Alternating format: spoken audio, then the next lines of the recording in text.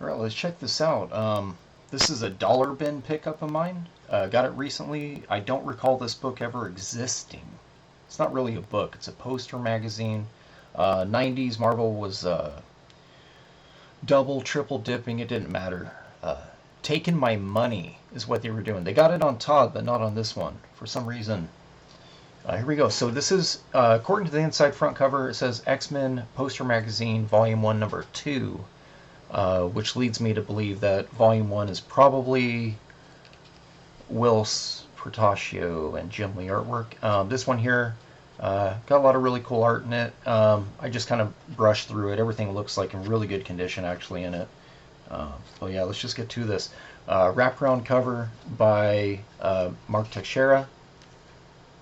One of my faves.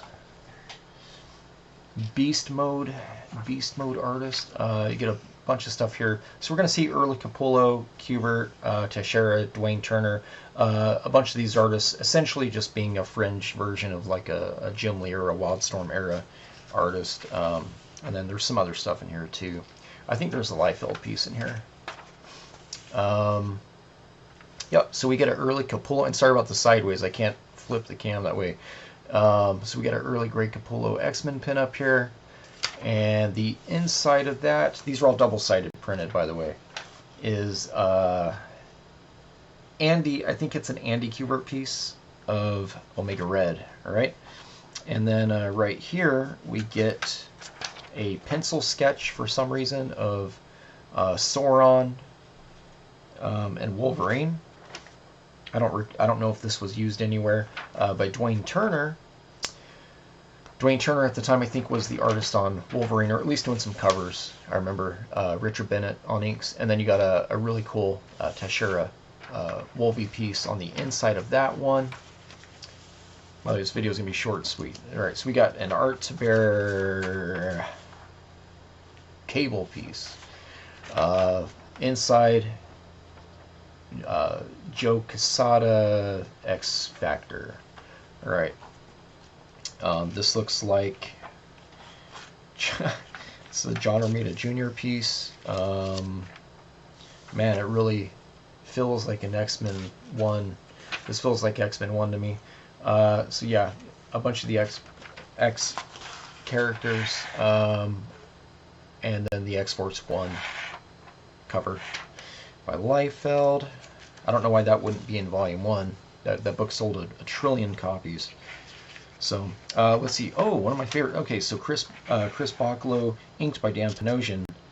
Awesome piece. This was the cover to X-Men Unlimited Annual 1, I think.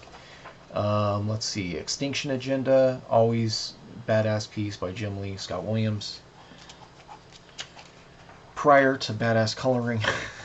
It's like this 90s coloring, it was either good or terrible. Richard Bennett Cable piece.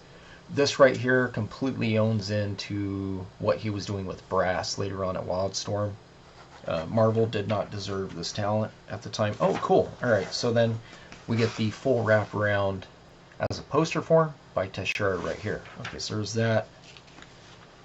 My camera looks like it's getting glitchy. What's up with that? Stop that right now, camera. We got a Joe Mad Deadpool. He did a Deadpool mini back in the day with Fabian, I think. Let's see here. Then another Capullo piece. This was actually repurposed later on for some X-Men variants in 2022, 2023, or whatever.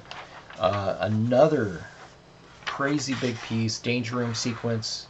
Makes no sense. The only thing that tells you that is Jubilation Lee and Xavier back there. Again, remove this from it, recolor this.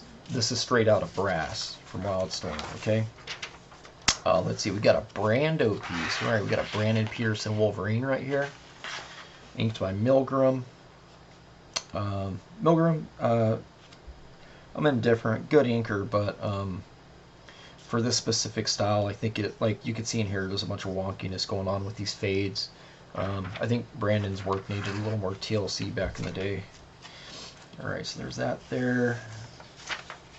Let's see, we got, okay, so we got an old, I think these are just one sheet one-offs. They ran out of let's see. Yeah, there's no more of those. Okay, so this looks like Michael Golden.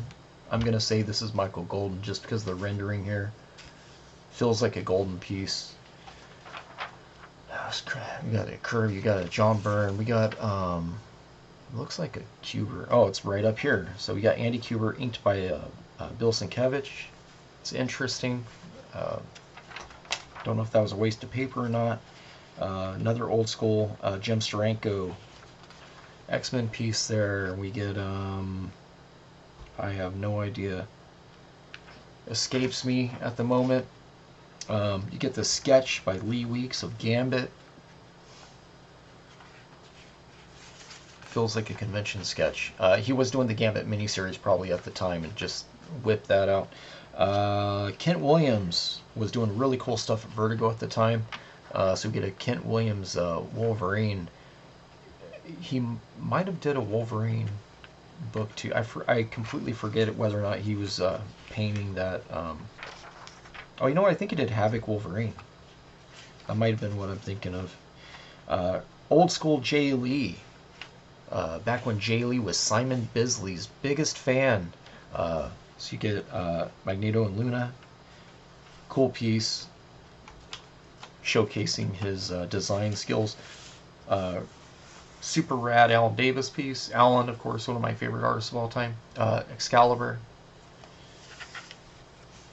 With all the new additions when Alan came back to draw the book. Early Joe Mad. You get an early Joe Mad piece here. This looks like, oh, it is Dwayne Turner. I almost said it was Brando, but yeah, Dwayne Turner. And of course, Dwayne Turner also left Marvel, ended up working with McFarlane for a bit. The really nice inks. This might be Dwayne Turner. I don't know who penciled it, but it's definitely Richard Bennett inks. I just said Turner again. This is Richard Bennett inks for sure.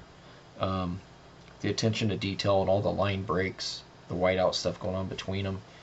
It's very, very much, this has to be, he's the only one brave enough to hatch skin the way that he does right there. Oh, cool, Paul Smith. Paul Smith illustrated one of my favorite X-Men comics of all time, X-Men 175. One of the first books I bought with my own lunch money. And then who drew this one? Oh, okay, so Larry Stroman. It makes sense now. Looking right here, that's a total Stroman piece. This here was throwing me off. My eyes wanted to see Willis, and it wasn't Willis. So anyways, yeah, there you go. There's that poster book. It says Volume 1, Issue 2. I don't own Issue 1. Probably won't. But this was a bargain bin find. And it was bagged and boarded in a nice, large bag and board, so I couldn't really say no. And it looks pretty minty fresh. The corners are sharp and all that. So anyways, thanks for checking out. If you're interested in it, maybe eBay. That's the only place I could really recommend to find something like this. Alright guys.